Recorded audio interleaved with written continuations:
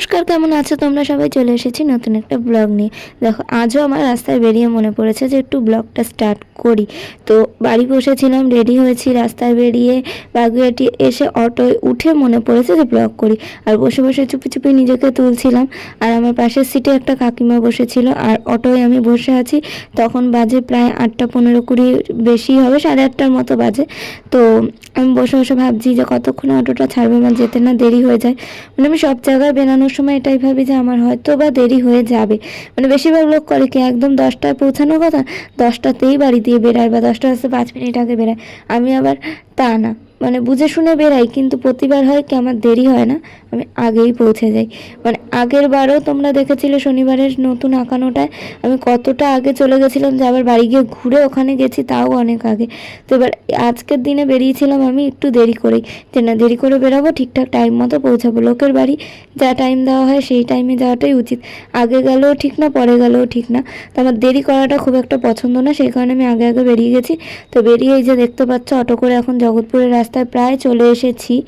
তো ভাবলাম তোমাদের সাথে অনেক দিন ঠিক করে ব্লগ শেয়ার করা হয় না নানান কারণে। তো সেই কারণে আজ তোমাদের সাথে ভালো করে একটা ব্লগ শেয়ার করছি শনিবারের। তো বাড়ি যাচ্ছি, মানে বাবার বাড়ি। রবিবার আঁকানো আছে, আর তার আগে শনিবার একেবারে আঁকিয়ে জগৎপুর থেকে একবারে বাড়ি ঢুকবো। পিঠে ব্যাগ বোচকা রয়েছে। আর আমি চলে যাচ্ছি এখন জগৎপুর মাছ বাজারের ওখানে আঁকাতে। তো আমার আঁকাতে যেতে খারাপ লাগে না, আঁকাতেও ভালো লাগে, কিন্তু বেশ কিছুদিন শরীর খারাপ থাকায় ভেবেছিলাম হয়তো আঁকানোগুলো এবার ছেড়েই দিতে হবে।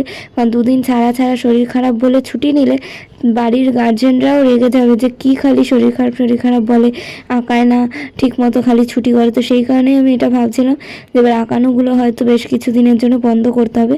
আর আমি আমার স্টুডেন্টদের মায়েদেরকেও বলেই দিয়েছিলাম যে আমি এখন কিছুদিন আঁকাতে পারবো না অসুস্থতার কারণে। তারপরে আমার বাড়ির লোক আমাকে বোঝালো, মনোবল জোগালো দিদি আর মা, যে হ্যাঁ এখন তোকে আঁকাতে হবে। আর দিদি যেহেতু একটা বিশেষ কারণে এখন আঁকাতে পারছে না, তো তাই বললো আমি যখন আঁকানোগুলো ছেড়ে দিচ্ছি, তো তোরও কিছু সুবিধা আছে, যে তার সেই স্টুডেন্টগুলো তোর কাছে আঁকতে আসবে, তো তোর ভালোই হবে। আঁকা বাচ্চা কাচ্চার মধ্যে থাক, মন শরীর দুটোই ভালো থাকবে। সবসময় এখানে বন্দি হয়ে থাকিস, ওখানে গেলে একটু মন ভালো থাকবে। সেইভাবেই আমি আবার ভাবলাম যে না, আঁকানোটা স্টার্ট করা উচিত। ঘরে বসে থাকার থেকে কিছু একটু করলে, লোকজনের সাথে মিশলে, হাতে টাকাও আসছে দুটো।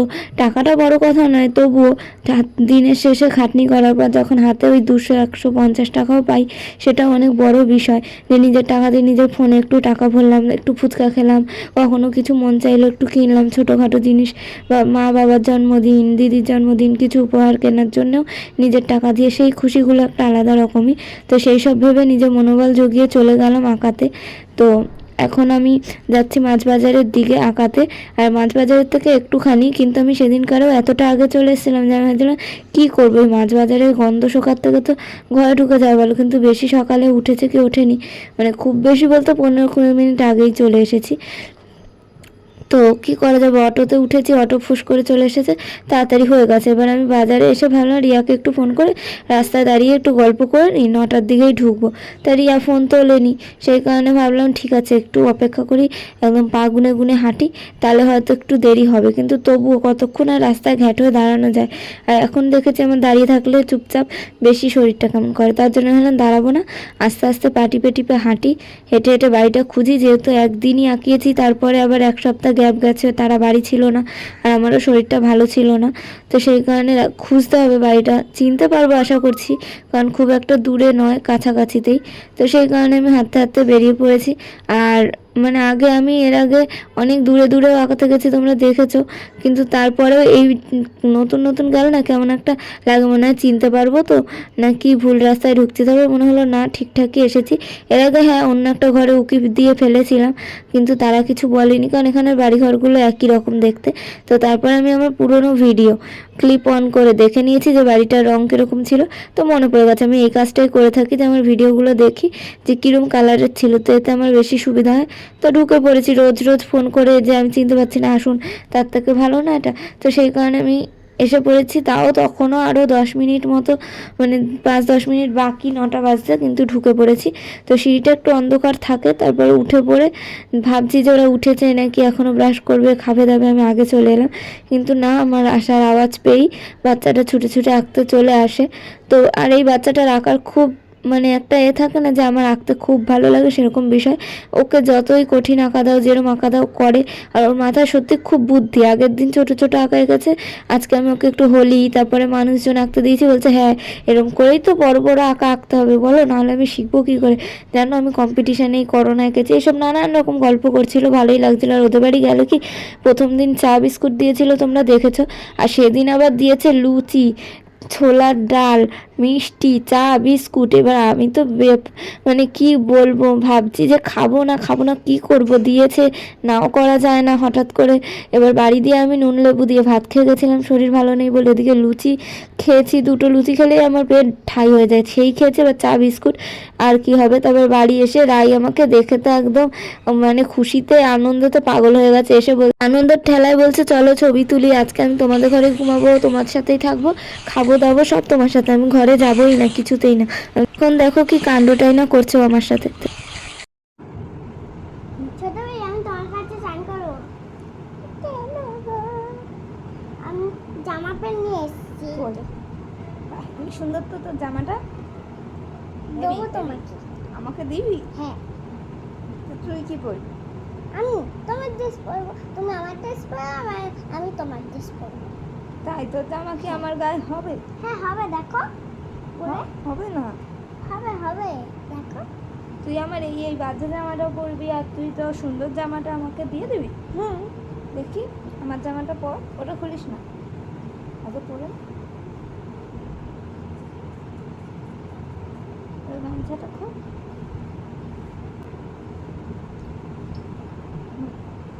পর।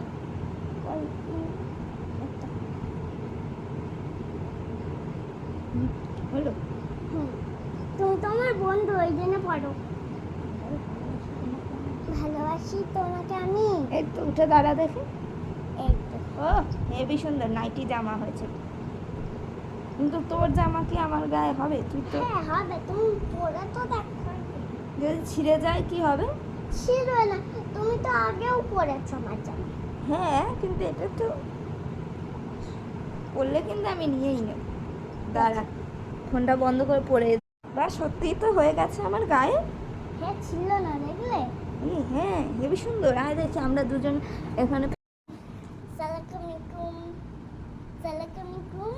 এই, আমরা দুজন তো সত্যি দুজনের জামা পরে নিলাম। হ্যাঁ। একজন গা দিয়ে খুলে যাচ্ছে, একজনের গায়ে পুরো ফিটিং। এই জামাটা তাহলে নিয়ে নি রাই পচা। ঠিক আর আছে। তুই আমার এই জামাটা নিয়ে নি। ঠিক আছে, আমি এটা নিচ্ছি। তো সারা সপ্তাহ মায়ের বাড়িতে থাকি। আগে যখন বাবার বাড়িতে থাকতাম তখন ওদের সাথে অনেক সময় কাটাতাম, খেলতাম, আনন্দ করতাম। কিন্তু এই যে সব সময় আমি মায়ের বাড়িতে থাকি, সেই নিয়ে ওদের মনে অনেক রাগ দুঃখ থাকে। কিন্তু এই যে দিনের শেষে যখন অত দিন পর বাড়ি ফিরি, তারপরেও কিন্তু আমার থেকে ওদের সেই দূরত্বটা আসে না যে নেই বাড়িতে, অন্য কারোর সাথে ভাব হয়ে গেছে, আমার সাথে আর ভালো লাগে না, তা না। অত দিন পর বাড়ি গেলেও কিন্তু ওরা আমার সাথেই ঘুরঘুর করবে, আমার সাথেই খেলতে আসবে, আমার সাথেই চিপকে চিপকে থাকবে। এগুলোকেই বলে আসলে মন থেকে ভালোবাসা। যাই হোক, ওর সাথে স্নান করলাম, একসাথে অনেকক্ষণ খেললাম, তারপরে চলে এসেছি নিচে খেতে। বৌমা আমাকে বলেছিল যে আমাদের ঘরে খেয়ে যাস, তো বৌমাদের ঘরে খেতে চলে এসেছি। তো এখন বৌমা আমাকে ভাত বেড়ে দিচ্ছে, খেয়ে নিই। আর এখন আমার কিছুই খেতে ইচ্ছা করে না, আর আমি কিছুই টেস্ট পাই না। কি একটা মাছ দিয়ে খেলাম, সে খেয়ে এসে কিছুক্ষণ পর ঘরে আবার বমিও হয়ে গেল। এবার হয়তো সকালে অত কিছু খেয়েছি তো হজম হয়নি। শরীর খারাপের মধ্যে যত ভুলভাল খাওয়া হবে ততই আর কি হজম হতে সময় লাগবে। আর এখানে রায়ের একটা প্রজেক্ট করে দিচ্ছি, ওদের স্কুল থেকে দিয়েছিল। মানে এইটুকু বাচ্চাদেরও প্রজেক্ট দেয়, মানে কি সেরকম কিছু না, একটা পাতা আঁকতে হবে। একটা পাতা বলতে যেরকম নিম পাতার মধ্যে অনেকগুলো পাতা থাকে, একটা পাতার ওরকম পাঞ্চ আঁকতে হবে, যার মধ্যে অ ক খ মানে অ লেখা আছে। তো ও ফোন নিয়ে এসেছিলো ওর মায়ের কাছ দিয়ে, বলছিল করে দাও। তো আমি স্কেচ পেন দিয়েই আর কি সেটা লিখে করে দিচ্ছিলাম।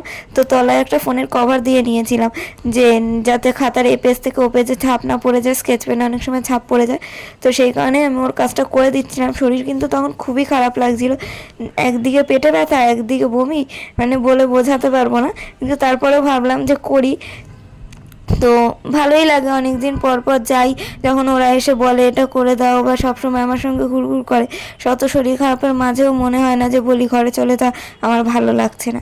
হ্যাঁ মাঝে মধ্যে একটু বেশি শয়তানি করে ঠিকই, বাচ্চা কাচ্চারা শয়তানি তো করবেই, কিন্তু তবুও আমার ভালোই লাগে। আর আমি ওদের সাথে সময় কাটাতে অনেক বেশি পছন্দ করি, কারণ আমার মনে হয় যে এইসব দিনগুলো হয়তো সহজেই পাওয়া যায় না, সবার বাড়িতে এরকম বাচ্চা কাচ্চা থাকে না যে তারা তাদের সাথে খেলবে। বড়দের সাথে মেশার থেকে না বাচ্চাদের সাথে থাকা অনেক ভালো, ওদের মনে কোনো প্যাচ ঘোচ থাকে না।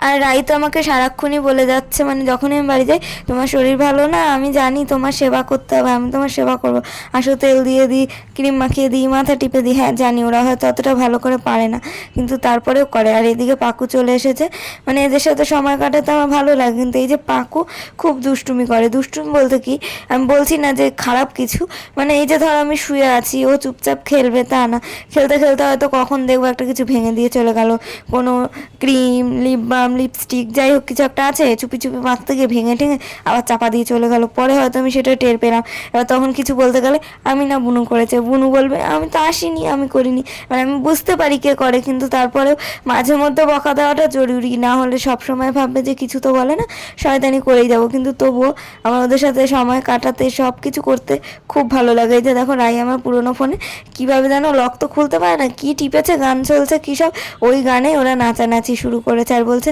আমিও নাচবো, পাকু বলছে গান চালা, আমিও নাচবো, পাকুর নাচ দেখো। মানে আমার দেখে এতটা হাসি পাচ্ছিল, মানে আমার যে শরীর খারাপ করছে, বমি পাচ্ছে, ওদের নাচ দেখে আমি হাসবো না কি করব বুঝে পাচ্ছিলাম না সেই মুহূর্তে।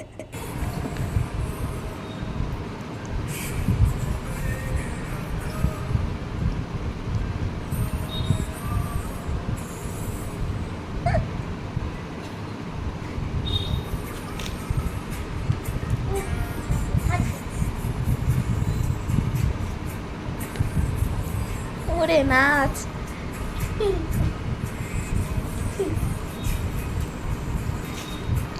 এই আবার গায়ে পড়বে।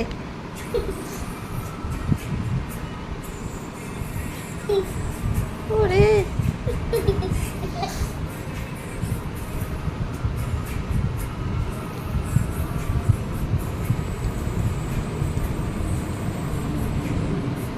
ফোনে বাজছে একটা খুবই দুঃখের গান, আর তার সাথে ওরা এরকম জাপটা জাপটি করে রোম্যান্টিক ডান্স দিচ্ছে, মানে তো দেখে খুবই হাসি পাচ্ছিলাম। শুয়ে শুয়ে ওয়ারিস খাচ্ছিলাম আর ওদের ডান্স দেখছিলাম। সেদিন খুবই মজা করেছি ওদের সাথে, অনেকদিন পর পর যাই তো আরও বেশি ভালো লাগে ওদের সাথে সময় কাটাতে।